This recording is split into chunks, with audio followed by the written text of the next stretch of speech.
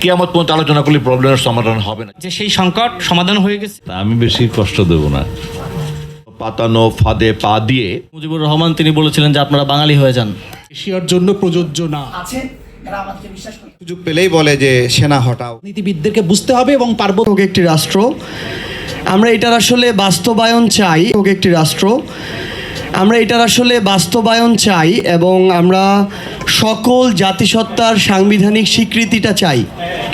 আমরা আদিবাসী, উপজাতি, ক্ষুদ্র নৃগোষ্ঠী এই ভেদাভেদগুলোকে একপাশে রেখে আমরা বরং সবাইকে জাতি বলে সম্বোধন করতে চাই, যেটা আমাদের জুলাই সনদে অন্তর্ভুক্ত করা হয়েছে।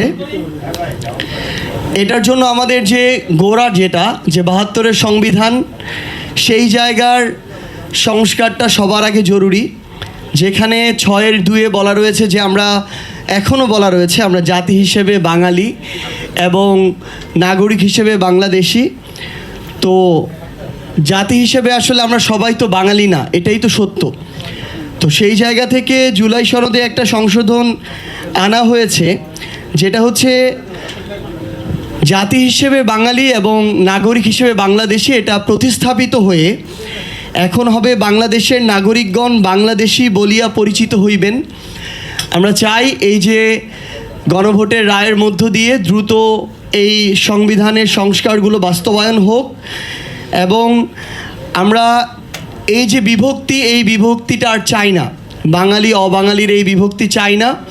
আমরা সবাই বাংলাদেশি জাতি হিসেবে, কেউ বাঙালি, কেউ চাকমা, কেউ মারমা, কেউ হয়তো অন্য কোনো জাতির। এবং আমরা শুধু আপনাদের উদ্দেশ্যে এইটুকু বলতে চাই যে ৭২-এর সংবিধানে এই যে একটা জাতিবাদী, বর্ণবাদী যে একটা টান রয়েছে, যেটার সংস্কার জুলাই সনদের মধ্যে রয়েছে, এই ধরনের আমাদের কিছু একদম গোড়া থেকে, আমাদের সৃষ্টি লগ্ন থেকে যে সমস্যাগুলো রয়েছে সেগুলোর সমাধানটা অতি জরুরি। এবং আমরা পাশাপাশি এটিও আমাদের জায়গা থেকে জানিয়ে রাখতে চাই যে আমাদের রাষ্ট্রীয় অখণ্ডতা এবং সার্বভৌমত্বের প্রশ্ন আমরা আনকম্প্রোমাইজিং।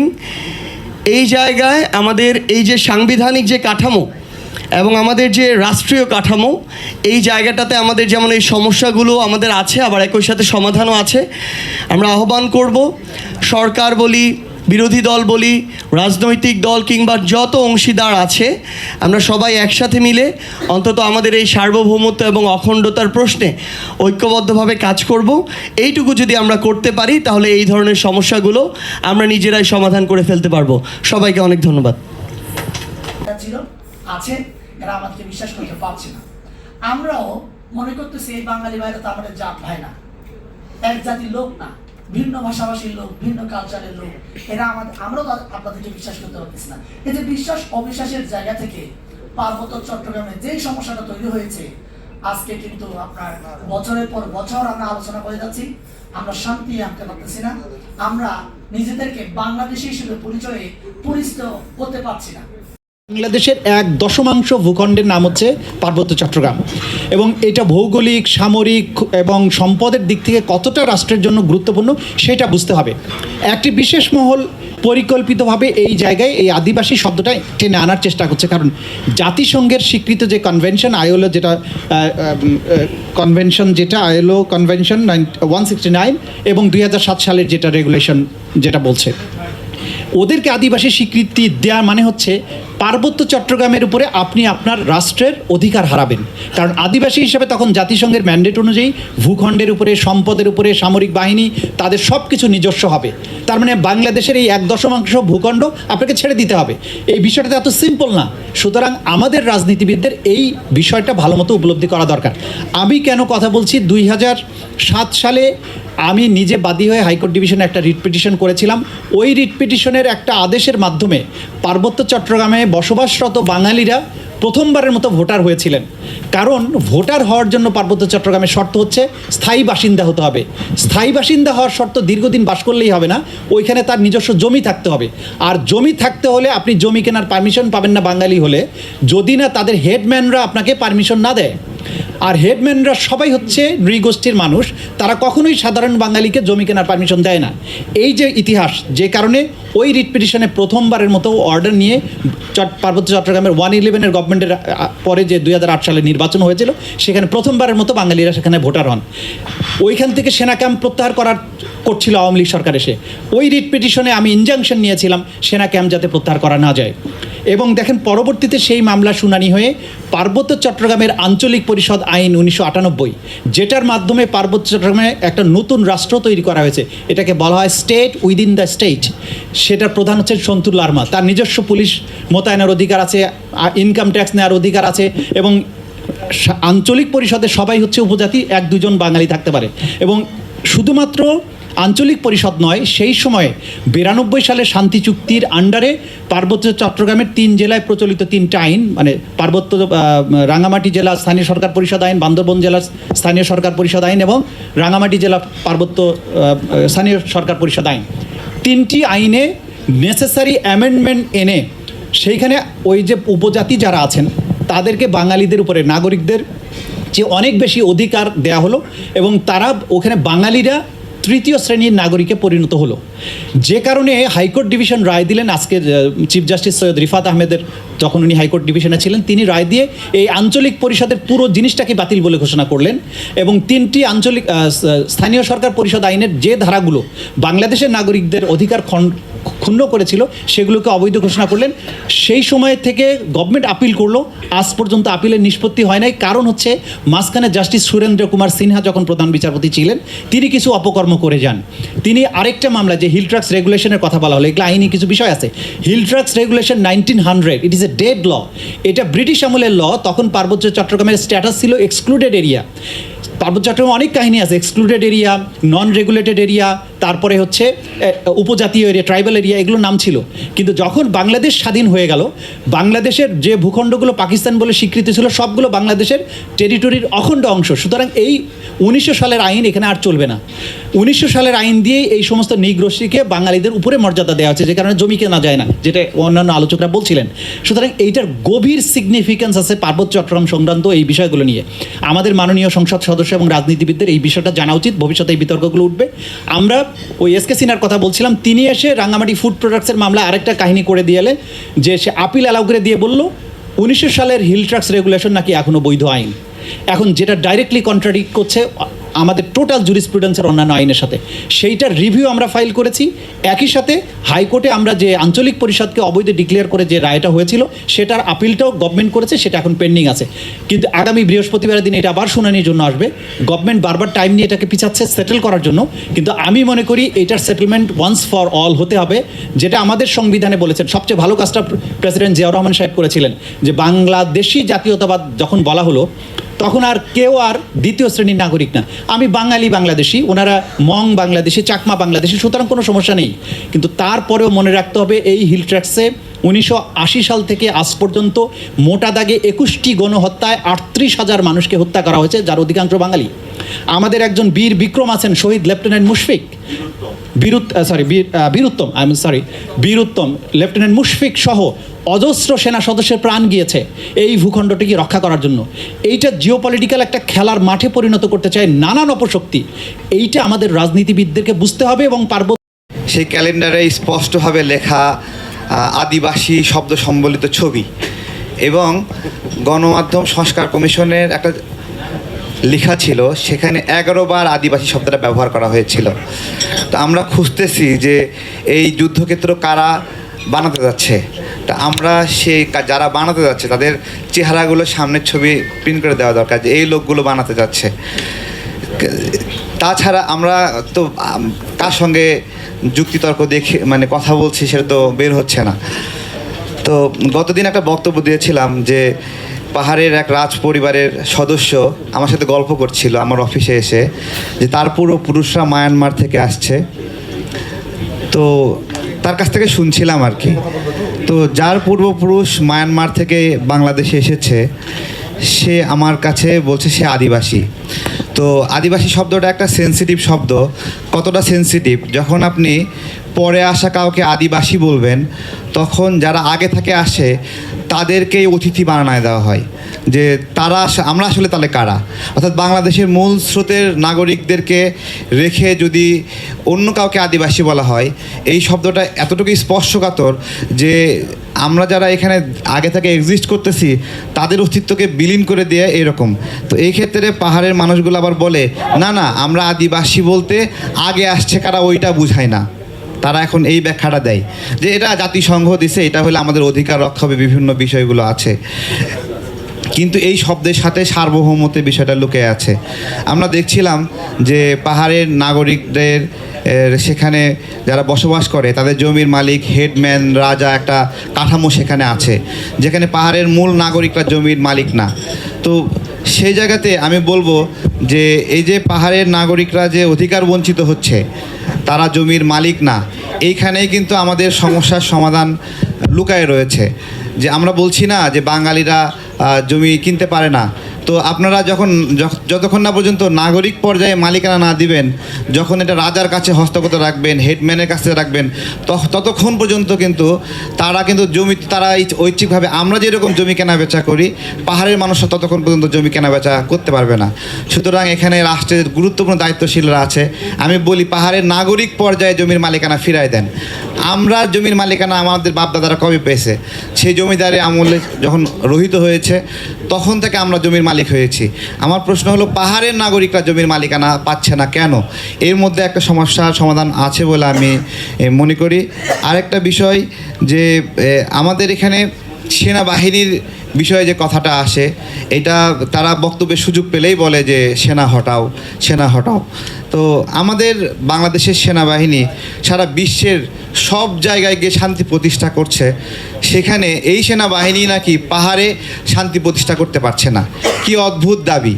আমাদের সেনাবাহিনী দুনিয়ায় শান্তি বার্তা দিচ্ছে কিন্তু পাহাড়ে শান্তি বার্তা দিতে পারছে না, অথচ এইখানে আমাদের কত সেনা সদস্য মারা গেছে।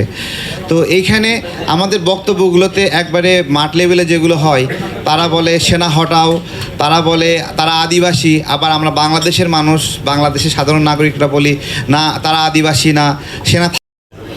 তাদের যারা কনভিক্টেড ক্রিমিনাল ছিল তাদেরকে তারা যখন নির্বাসনে পাঠাতো, সোভিয়েতরা যেভাবে গোলাকে পাঠাইতো, আপনার সাইবেরিয়াতে পাঠিয়ে দিত, তাদের জন্য ছিল সে অস্ট্রেলিয়া এবং নিউজিল্যান্ড। এবং সংখ্যাটা বাড়তে বাড়তে একসময় তারা যেটা করেছে, তারা ওখানে স্টেট ক্রাফট তৈরি করে ফেলেছে। এবং সেই আলোচনাতে আসছে যে আসলে এই যে 4-5-6টা হোয়াইট সেটলার স্টেট তৈরি হয়েছে, এখানকার যে ইন্ডিজিনাস কমিউনিটি যারা গ্র্যাজুয়ালি নাই হয়ে গেলেন, তাদের অধিকারের স্বীকৃতি আদায়ের লড়াই হিসেবেই হচ্ছে এই যে আইএলও কনভেনশনের কথা বলা হচ্ছে, আর্টিকেল 169 দিয়ে, এখানে 2007-এর ইউএন চার্টারের কথা বলা হচ্ছে on the rights of the indigenous communities. এই কনটেক্সটে হচ্ছে এই আলোচনাটা চলছে সারা দুনিয়াতে, যে আমেরিকাতে রেড ইন্ডিয়ানদের অধিকারের প্রশ্ন কি হবে, কিভাবে এটা মীমাংসা করা হবে, কানাডাতে ফার্স্ট নেশনদের অধিকারের প্রশ্ন কিভাবে মীমাংসা করা হবে, অস্ট্রেলিয়াতে অ্যাবরিজিনালদের প্রশ্ন কিভাবে মীমাংসা করা হবে, নিউজিল্যান্ডে মাউরি কমিউনিটির প্রশ্ন কিভাবে মীমাংসা করা হবে। সেই কনটেক্সটের জায়গাতে যেই ধারাগুলো, উপধারা অথবা কনভেনশন তৈরি করা হয়েছে, what relevancy it has with regard to Bangladesh? Nothing at all. মানে এই কনভারসেশনটা যারা আমাদের উপর আরোপ করছেন, ইভেন যারা অ্যানথ্রোপোলজিস্ট আছেন, আর্কিওলজিস্ট আছেন, যারা এগুলো নিয়ে গবেষণা করছেন, তারা মোটা দাগে সবাই একমত যে এই সেটলার ইন্ডিজিনাস যে তর্কটা আছে, এই তর্কটা আমাদের এশিয়ার জন্য প্রযোজ্য না। এটা হোয়াইট কলোনিয়াল সেটলার স্টেটগুলোর জন্য প্রযোজ্য, যে ওখানকার লোকাল কমিউনিটি, ইন্ডিজিনাস কমিউনিটির অধিকারকে প্রোটেক্ট করবার জন্য এই প্রভিশনগুলোর আশ্রয় নিতে হয়েছে, এই ইনস্ট্রুমেন্টগুলো ব্যবহার করতে হয়েছে।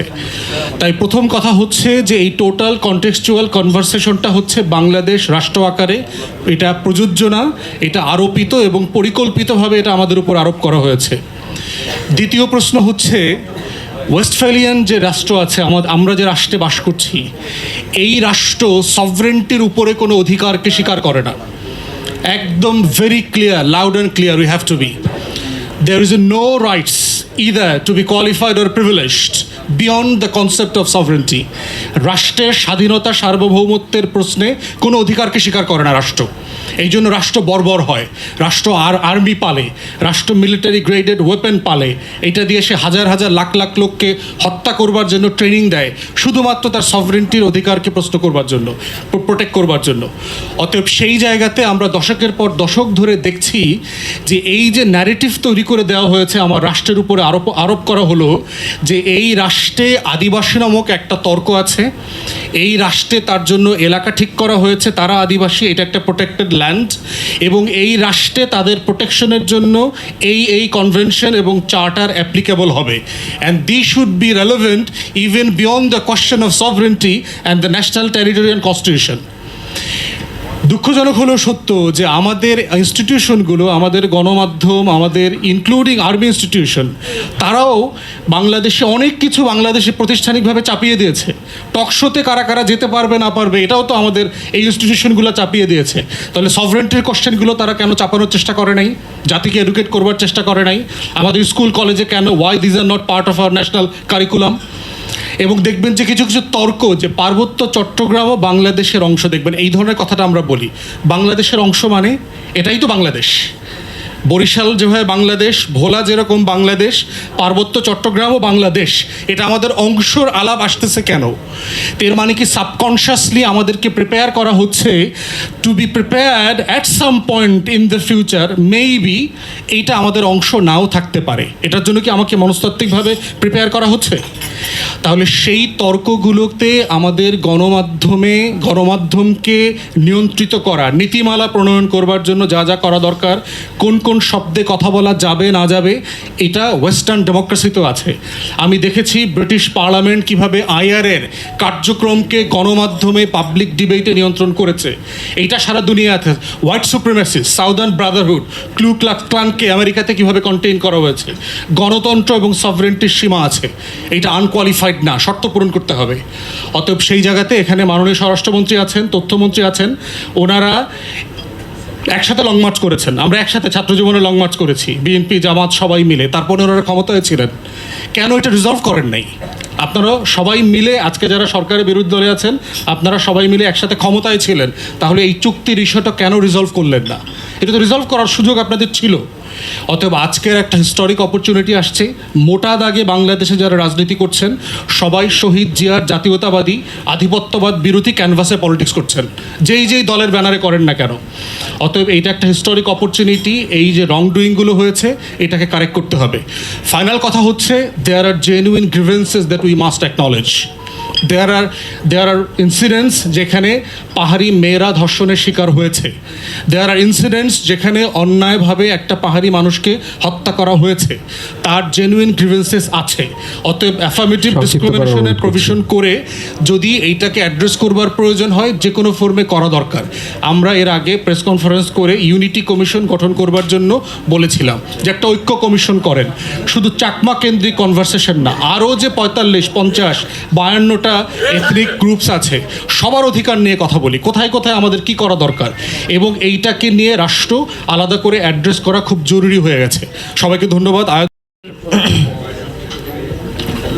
এই যে সংকট, এই সংকট নিয়ে অনেকেই শুধুমাত্র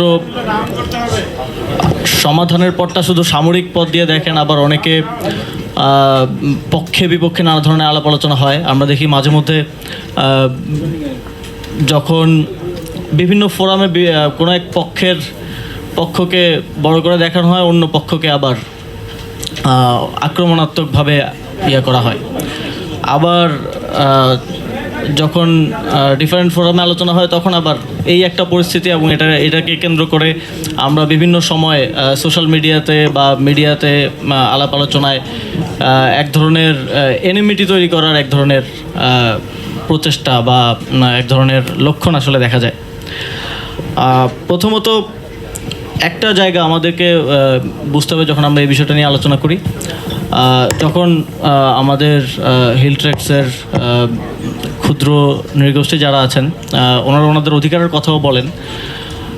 একটা রেড লাইন আছে এখানে, সেই রেড লাইনটা হচ্ছে আমাদের সার্বভৌমত্ব এবং আমাদের এই দেশের যে ইউনিটি, সেটাকে রক্ষা করে তারপরে আপনার অধিকার নিয়ে আমার অধিকার নিয়ে সেখানে আমরা কিভাবে একটা সহাবস্থান এবং একসাথে থাকতে পারি ইনক্লুসিভিটির সাথে, সেটা নিয়ে আলোচনা হতে পারে। কিন্তু রেড লাইনটা আমাদেরকে খুব সতর্কভাবে এবং সচেতনভাবে দেখতে হবে।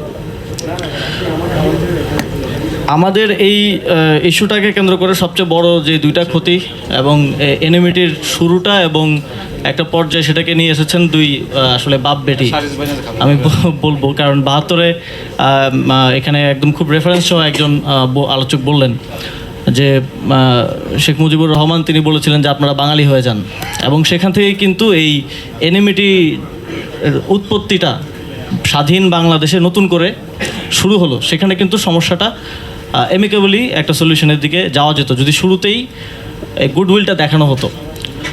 পরবর্তীতে শহীদ প্রেসিডেন্ট জিয়াউর রহমান তিনি খুব তার কিছু উদ্যোগের কারণে আমরা পরবর্তীতে এখন পর্যন্ত একটা পর্যায়ে এখানে আছি।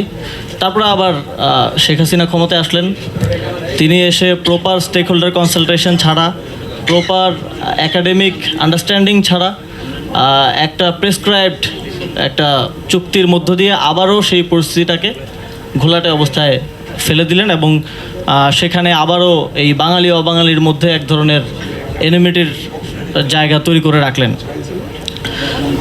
এখন আবার আমাদের সামনে একটা সুযোগ এসেছে, আমরা আবারও একটা জাতীয় বোঝাপড়ার মধ্য দিয়ে এই সমস্যাটার একটা স্থায়ী সমাধানের দিকে যেতে পারি। এবং সমাধানের ক্ষেত্রে আমার মনে হয় প্রথমত এইটার সমাধান তিনটা আমার মনে হয়। একটা হচ্ছে একাডেমিক, আর একটা রাজনৈতিক, আর একটা সামাজিক। যখন জাতিসংঘ বা হচ্ছে এই আন্তর্জাতিক সংস্থাগুলোর এই বিষয় নিয়ে আলাপ আলোচনাগুলো হয়, তখন কিন্তু আমাদের রেফারেন্সটা দিতে হবে একাডেমিক। তখন আমরা আমাদের এখানে রাজনৈতিক কী সমস্যা, আমাদের মধ্যে আঞ্চলিক কী সমস্যা, সামাজিক কী সমস্যা, সেটা নিয়ে তাদের কাছে গেলে হবে না। আপনার প্রপার একাডেমিক রেফারেন্স সহকারে, প্রপার একাডেমিক স্টাডি সহকারে এটাকে উত্থাপন করতে হবে। অন্যথায় এটা তো আপনারা জানেন যে আন্তর্জাতিক সংস্থা হিসেবে জাতিসংঘের তাদের এজেন্ডার মধ্যে এটা অন্তর্ভুক্ত। তো তারা কোথাও সুযোগ পেলে বা প্রপার একটা গ্রাউন্ড পেলে হয়তো এটা বাংলাদেশের ক্ষেত্রেও অ্যাপ্লাই করার এক ধরনের চেষ্টা করতে পারেন। বা এটা নিয়ে বিপরীত পক্ষ থেকে কিন্তু অনেক ধরনের লবিং হয়, এবং শুধু বাংলাদেশ থেকে যে হয় এমন না, এটা বাংলাদেশের পার্শ্ববর্তী যাদেরকে দীর্ঘদিন ধরে বন্ধুরাষ্ট্র বলা হয় তাদের থেকেও কিন্তু এক ধরনের লবিং করার চেষ্টা করা হয়। তো সেক্ষেত্রে এই ধরনের একাডেমিক স্টাডিগুলো কে আমার মনে হয় সরকারের পক্ষ থেকে প্রণোদনা দিয়ে করানো প্রয়োজন, এবং একটা গ্লোবাল স্ট্যান্ডার্ড মেনটেন করে করানো প্রয়োজন। এবং এই জিনিসগুলো নিয়ে সরকারের পক্ষ থেকে, পররাষ্ট্র মন্ত্রণালয়ের পক্ষ থেকে, জাতিসংঘ সহ অন্যান্য সংস্থাগুলোর সাথে প্রপারলি কমিউনিকেশন করা প্রয়োজন। দ্বিতীয়ত রাজনৈতিকভাবে আমাদেরকে যেটা একটু আগে ফুয়াদ ভাই বলছিলেন যথার্থভাবে, যে রাজনৈতিকভাবে বর্তমান সময়ে আমার মনে হয় একটা সুন্দর প্ল্যাটফর্ম আমাদের আছে যেখানে আমরা ঐক্যবদ্ধভাবে একটা অ্যামিকেবল সলিউশনের দিকে যেতে পারি। এবং আমার মনে হয় যে বর্তমান এক্সিস্টিং সরকারি দল বিরোধী দলের মধ্যে এই ইস্যুতে অন্ততপক্ষে এখানে ফোরামে আমরা যে আলোচনা শুনলাম সেখান থেকেও বোঝা যায় যে এক ধরনের বোঝাপড়া আছে। এবং সামাজিক সমাধানের উদ্যোগটা শহীদ প্রেসিডেন্ট জিয়াউর রহমান নিয়েছিলেন, যদিও শেখ হাসিনার চুক্তির ফলে সেখানেও এক ধরনের পরিস্থিতি কিছুটা ঘোলাটে হয়েছে। তারপর আমার মনে হয় খুব দেরি হয়ে যায়নি, এটারও যথার্থ সমাধানে আসা সম্ভব। তিনি বিএনপির পক্ষ থেকে জাতীয় ঐক্যমত কমিশনে তিনি প্রতিনিধিত্ব করেছিলেন, এবং বিএনপি যে বিষয়গুলোতে ঐক্যমতে এসেছে এবং যে বিষয়গুলোতে ভিন্নমত ছিল সেটি সংখ্যা কিন্তু খুবই সীমিত। সেক্ষেত্রে বিএনপি সবার উদ্দেশ্যে বলেছিল যে এই ভিন্নমতের বিষয়গুলো আপনারা নির্বাচনী ইশতেহারে উল্লেখ করেন, এবং সেই মর্মে প্রত্যেকটা দল কিন্তু নির্বাচনী ইশতেহারে সেটি উল্লেখ করেছিল। এবং নির্বাচনের আগেই আমার কাছে এখন আমাদের সময় এই রাষ্ট্রের পুনর্গঠন, এই রাষ্ট্রের পুনর্গঠনে যদি সরকারি দল এবং বিরোধী দল আমরা একসাথে সমন্বিতভাবে কাজ করতে না পারি, তাহলে আজকে যে বিতর্ক, আমরা কি আসলে তাদেরকে ক্ষুদ্র নিগোষ্ঠী হিসেবে ডাকবো নাকি আদিবাসী হিসেবে ডাকবো, এরকম নানান বিতর্ক কিন্তু থেকেই যাবে। সুতরাং আমি মনে করি আসুন সবাই একসাথে কাজ করি, আমরা বাংলাদেশ গড়ে তুলি। রাষ্ট্র পুনর্গঠনে বাংলাদেশের মাননীয় প্রধানমন্ত্রী যেভাবে কাজ করে যাচ্ছেন, যেভাবে তার আন্তরিকতা, তার বিনয়ের এবং মূল্যবোধের যে ধরনের চিত্র তার মধ্যে আমরা দেখতে পাচ্ছি, আমার কাছে মনে হয় আমরা সবাই একসাথে কাজ করতে পারলে আমাদের পাহাড়ের সংকট আমরা সমাধান করতে পারবো। বিশেষ করে আমাদের প্রতিবেশী রাষ্ট্রের পক্ষ থেকে নানান ধরনের চক্রান্ত আমরা দেখি যে আমাদের পাহাড়ের সংকট আসলে জিইয়ে রাখা, এবং সেখানে আমাদের সেনাবাহিনীর সাথে প্রায়ই আমরা দেখি যে নানান গোষ্ঠী এক ধরনের মানে বলা যায় যে সংকট সৃষ্টি করে। তো আমাদের সেনাবাহিনী দেশের স্বাধীনতা সার্বভৌমত্ব রক্ষার জন্য সেখানে কাজ করে যাচ্ছে।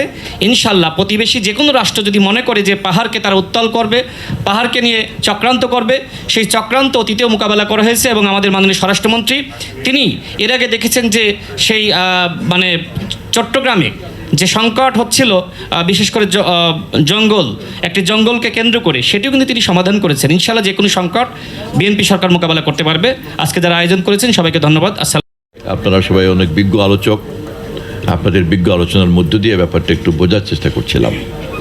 আমি ধন্যবাদ জানাই কয়েকজন আলোচককে যারা খুব সঠিকভাবেই আমার মনে হয় যে চিহ্নিত করেছেন যে এখানে একটা ন্যারেটিভের ব্যাটেল চলছে,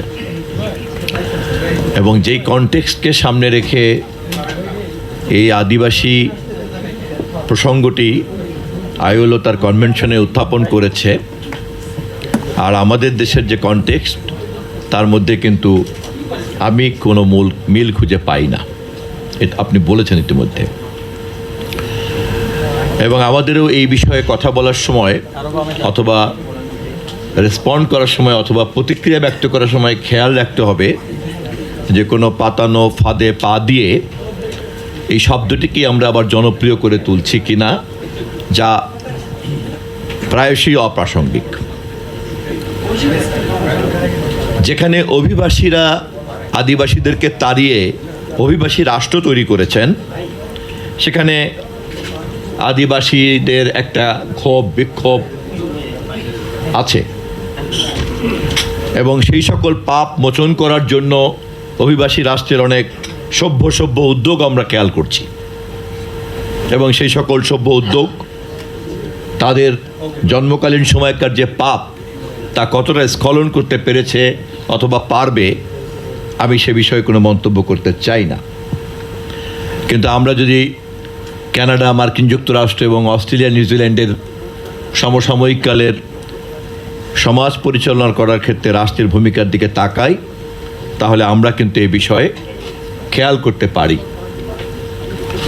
আমাদের দেশ সেই সকল অভিবাসী রাষ্ট্রের বাস্তবতার সঙ্গে কোনোভাবেই কোনো মিল খায় না। অতএব যেখানে অভিবাসী এবং আদিবাসীর কোনো বিরোধের প্রশ্ন অপ্রাসঙ্গিক, সেই দেশের জনমিতিতে আদিবাসী শব্দটাও অপ্রাসঙ্গিক। এবং আজকে Chittagong hill tracts research foundation অত্যন্ত সঠিকভাবেই ব্যানারে বলেছেন, indigenous identity is irrelevant for Bangladesh. আমি তাদের এই মোশনকে সাপোর্ট করি এবং আমি মনে করি এটা অত্যন্ত সঠিক। অতএব আলোচনা এটা নয় যে কে আদিবাসী আর কে আদিবাসী না, আলোচনা হচ্ছে এটা যে আমাদের দেশে যেহেতু কোনো অভিবাসী এসে দখল করে নাই, আমরা আমাদের দেশের অ্যানথ্রোপোলজিক্যাল ইভলিউশনের মধ্য দিয়ে আমাদের জাতি গঠিত হয়েছে। একটা নৃতাত্ত্বিক বিবর্তনের ধারায় আমরা এই জাতি জন্ম নিয়েছি। এখানে নৃবিজ্ঞান বলে যে আমরা অস্ট্রোয়ানরা এখানে আসছি, আমরা দ্রাবিড়রা এখানে ছিলাম, আমরা মঙ্গোলিয়ানরা এখানে ছিলাম, এবং এর সংমিশ্রণের মধ্য দিয়ে হাজার বছর ধরে এখানে তৈরি হয়েছে, পরে এরিয়ানরা আসছে। এবং আমাদের এই জাতি গঠনের ক্ষেত্রে এই কাঠামোটা সম্পর্কে আমাদেরকে সমাজবিজ্ঞান এবং নৃবিজ্ঞান আমাদেরকে এই ধারণা দিয়েছে, এবং প্রত্নতত্ত্ব আমাদের এই বিজ্ঞানের সিদ্ধান্তকে অনুমোদন করেছে। অতএব আমি জাহাঙ্গীরনগর বিশ্ববিদ্যালয়ের শিক্ষকের সঙ্গেই প্রতিধ্বনি করে বলতে চাই যে এই পুরো বিষয়টি উপস্থাপন করার ক্ষেত্রেই কিন্তু সতর্ক থাকতে হবে যে কারো কোনো পাতানো ফাঁদানো কোনো বয়ানে পা দিতে আমরা চাই না। বাংলাদেশের জনমিতিকে বুঝতে চাইলে পরে অভিবাসীদের চশমা দিয়ে কিন্তু এই জনমিতিকে দেখা যাবে না।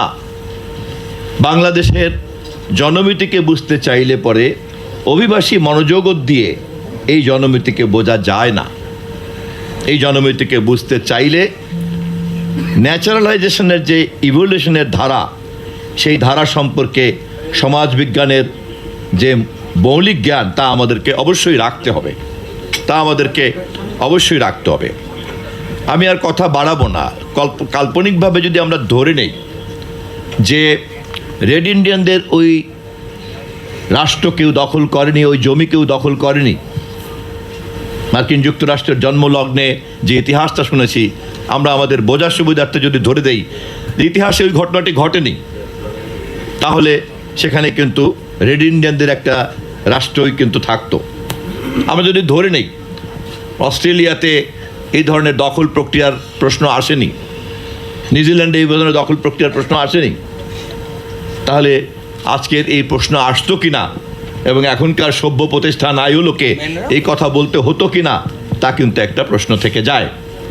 অতএব বাংলাদেশের মাটিতে থেকে আমি যখন আমাদের হাজার বছরের ঐতিহ্যের যে প্রেক্ষাপটে আমাদের নৃবিজ্ঞান, আমাদের নৃজাতি যেভাবে গড়ে উঠেছে, তার মধ্যে অবশ্যই মনোলিথিজম নাই, এককত্ব নাই, এখানে নানান রকম নৃতাত্ত্বিক ভাগাভাগি আছে এবং তাকে সম্মিলিত করে আমি আমার একটা রাষ্ট্রীয় পরিচয়, আমাদের নেতা শহীদ জিয়াউর রহমান নাগরিকত্বের ভিত্তিতে জাতীয়তাবাদকে তিনি উপস্থাপন করেছেন নতুনভাবে, যা আমাদের জাতির অনেক সমস্যাকেই, সংকটকেই সমাধান করেছে এবং নাগরিকতার ভিত্তিতে এই বাংলাদেশি জাতীয়তাবাদী হচ্ছে আমাদের এই মুহূর্তের পরিচয়। হ্যাঁ, তা আমি বেশি কষ্ট দেব না।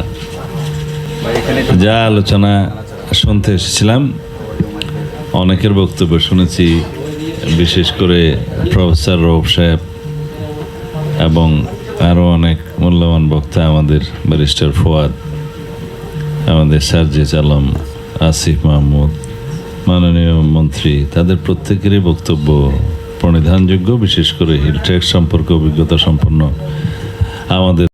অর্ধেক বললেও চিটং হিল ট্র্যাক্সের 100 ভাগের 1 ভাগ বলা হবে না, কারণ এখানে যারা আছেন আমরা মোস্টলি থিওরি বেসড কথা বলছি। আমি আর আমার ফ্রেন্ড মাহফুজ আমরা হাজার হাজার ঘন্টা কাটিয়েছি, মৃত্যুর মুখোমুখি হয়েছি, আমাদের ডাউন টু আর্থ নলেজ আছে। আমরা কিন্তু জিনিসটাকে তাদের দৃষ্টিকোণ থেকে কখনো পর্যালোচনা করি না। ও যেমন বলেছে আমার ফ্রেন্ড মাহফুজ যে তাদের কষ্টটা কিন্তু আমরা বুঝি না, আমরা বুঝি, আমরা সাধারণ মানুষ বুঝে না যে তাদের কি কষ্ট, কি চাওয়া, কি পাওয়া, এটার মধ্যে যে কত বিস্তর বেশকম, এ কথা আমরা বুঝি না। আমি এটা নিয়ে অনেক রিসার্চ করেছি, অনেক পেপার লিখেছি এবং অন্তর্বর্তী সরকারের সময় আমি নিজ উদ্যোগে বর্তমান মাননীয় পররাষ্ট্রমন্ত্রীর সাথে দেখা করেছি এবং ওনাকে আমি এটা বলেছি, it is also part of security, এটা নিরাপত্তার অংশ। তো আমি 2টা কমিটি করেছি ওনার সাথে আলোচনা করে, সিরিজ অফ মিটিং করে। একটা ছিল পিওরলি চিটং হিল ট্র্যাক্সের সমস্যার সমাধানের জন্য কী করণীয়, আর একটা হলো বাংলাদেশের একটা ন্যাশনাল সিকিউরিটি পলিসি তৈরির জন্য। তো এই কাজ করতে করতে নির্বাচন চলে এসছে, আলটিমেটলি এটা হয়নি। আমরা এরকম ঘন্টার পর ঘন্টা কেন আমরা ডাউন টু আর্থ প্রবলেমসগুলোকে রিয়েলাইজ না করি, অনুধাবন না করি যে আমাদের মূল সমস্যাগুলি কী, কে কবে এসেছিল, এটা আমার কাছে মনে হয় এখন ইমেটেরিয়াল। এটা আমার কাছে এখন মনে হয় ইট is A part of international conspiracy যে আমরা এই ব্রিটিশ আমলে ছিলাম আমরা হিন্দু মুসলমান, এরপরে হয়েছে আমরা পক্ষ বিপক্ষ, এখন হয়েছে আমরা আদিবাসী আর নৃগোষ্ঠী। এই সমস্ত কেন? আমরা at the end of the day আমরা সবাই বাংলাদেশি, দিন শেষে আমরা সবাই বাংলাদেশি, আমরা কেন সবাই ঐক্যবদ্ধ হয়ে কাজ করতে পারি না? তো আমি মাননীয় মন্ত্রী মহোদয়গণের মাধ্যমে মাননীয় প্রধানমন্ত্রীর কাছে এবং পররাষ্ট্রমন্ত্রীর সাথে আলোচনা, সেই আলোকে আমি অনুরোধ করবো জাতীয় পর্যায়ে যারা এক্সপার্টস, ফিল্ড নলেজ আছে এবং যারা চিন্তাবিদ যারা আছেন, যারা এগুলো নিয়ে গবেষণা করেন, তাদের সামনে একটা কমিটি করে পার্বত্য চট্টগ্রামের সমস্যা সমাধানের জন্য একটা full proof down to earth সমাধান বের করার চেষ্টা করার জন্য উদ্যোগ নেওয়া দরকার। আরেকটা হলো যে ন্যাশনাল সিকিউরিটি পলিসি নিয়ে আমাদের করা দরকার, একটা পার্ট হতে পারে এই আপনার চিটং হিল ট্র্যাক্স ইস্যু। জাতীয় ঐক্যর কথা বলেছেন, আমি 2 বছর হলো, আপনারা জানেন আমি প্রায় 70,000 ঘন্টা আয়না ঘরে থেকে আমি 2 বছর মুক্তি পেয়েছি। আমি অনেক গবেষণা করেছি, অনেক চিন্তা করেছি, আল্লাহর ঘরে গিয়ে বারবার কান্নাকাটি করেছি, আল্লাহ তুমি আমাকে কেন বাঁচিয়ে রেখেছো আমি জানি না, আমার তো বেঁচে থাকার কথা না, তুমি যদি আমাকে দিয়ে কিছু করাতে চাও প্লিজ আমাকে পথ দেখাও। আমি এই রমজান আক্কাবায় গিয়ে বসেছি, আমি আল্লাহ কাছে সব পুরো রমজান আমি কান্নাকাটি করেছি। আল্লাহ আমাকে পথ দেখিয়েছেন যে জাতীয় ঐক্যর জন্য আমাকে কাজ করতে হবে। এবং রাওয়া থেকে আমরা ইনশাআল্লাহ আগামী 29 তারিখে একটা অনুষ্ঠান করছি, একটা চেক ট্যাঙ্ক করে, এবং রাওয়া ওয়াজ কাইন্ড এনাফ আমাকে একটা কনভেনার বানিয়েছে। আমরা জাতীয় ঐক্যর জন্য সকল অরাজনৈতিক যারা সামরিক বেসামরিক আছেন তাদেরকে নিয়ে ইনশাআল্লাহ একটা প্ল্যাটফর্ম তৈরি করে আমরা সবার দুয়ারে দুয়ারে যাব, ভিক্ষা চাইব। আপনারা পক্ষ বিপক্ষ, আমি তুমি, ইউ অ্যান্ড আই, এই সমস্ত বন্ধ করেন। আমরা ওয়ান ইউনিট বাংলাদেশ, সকল ধর্ম গোত্র বর্ণ নির্বিশেষে। আমি শেষ করবো একটা কথা বলে, সেটা হলো যে আমি জুলাই দেখিনি। এটা আমার জীবন সবচেয়ে বড় দুঃখ যে আমি জুলাই বিপ্লবের অংশীদার নই। কিন্তু হয়তো আমার মতো হাজারো মানুষের ভোগান্তির ফলে জুলাই বিপ্লব হয়েছে, এবং জুলাই বিপ্লবের যারা এটা যোদ্ধা তাদের প্রতি আমি কৃতজ্ঞ, কারণ তাদের কারণে আমি দ্বিতীয় জীবন ফিরে পেয়েছি। আমার আফসোস লাগে জুলাই বিপ্লবীরা জুলাই থেকে শিক্ষা নেয়নি, আমি জুলাই থেকে শিক্ষা নিয়েছি। কী শিক্ষা পেয়েছি আমি শিক্ষা পেয়েছি যে আমরা দেখেন ওই জুলাইয়ে আমাদের একটা কারণে কিন্তু সকল ধর্মগোত্র বর্ণ জেন্ডার এইজ নির্বিশেষে সবাই রাস্তায় ছিল একটা কারণে। এটা প্রমাণ করেছে যে ফ্যাসিবাদকে কেউ সরাতে পারার কথা কোনো কল্পনা করেনি। আমরা যদি ঐক্যবদ্ধ থাকি আমরা যে কোনো অসম্ভবকে সম্ভব করতে পারি। আমি আল্লাহর কাছে বলেছি, আল্লাহ তুমি আমাকে দ্বিতীয় জীবন দিয়েছো আমার মৃত্যু পর্যন্ত যেন আমি জাতিকে ঐক্যবদ্ধ করার জন্য কাজ করে যেতে পারি। আমি আপনাদের কাছে দোয়া চাই। আর যারা আপনারা এখন বিভিন্ন মন্ত্রী সাংসদ আছেন সম্মানিত, আপনাদের কাছে আমি ভিক্ষা চাইছি। আমরা যে 55 বছরের কষ্টের মধ্যে কাটিয়েছি, আমাদের সন্তানরা, আমাদের ভবিষ্যৎ প্রজন্ম যেন এই কষ্টের মধ্যে দিয়ে যেতে না হয়। আমরা তাদেরকে যেন সুখী, শান্তিপূর্ণ, সমৃদ্ধশীল বাংলাদেশে রেখেছি। আমরা আসেন ডিসকাস করে আমাদের এখন কী সমস্যা আছে, কীভাবে সমাধান করতে পারি, not looking back, looking forward. আমি আপনাদের কাছে দোয়া চাই আল্লাহ যেন আমার বাকি জীবনে এই জাতিকে ঐক্যবদ্ধ করার কাজে সহায়তা করেন, এবং আপনাদের কাছেও যেন আমি সমর্থন পাই সেই দোয়া চাই আপনাদের কাছে। এবং আপনাদেরকে অনুরোধ করবো আপনারা সবাই যার যার ক্ষেত্রে এটা যেন কাজ করার চেষ্টা করবেন। And Chittagong hill tracts problem is part of the whole national problem. এটাও এর মধ্যে চলে আসবে ইনশাআল্লাহ। Thank you very much. আসসালামু আলাইকুম। ধন্যবাদ।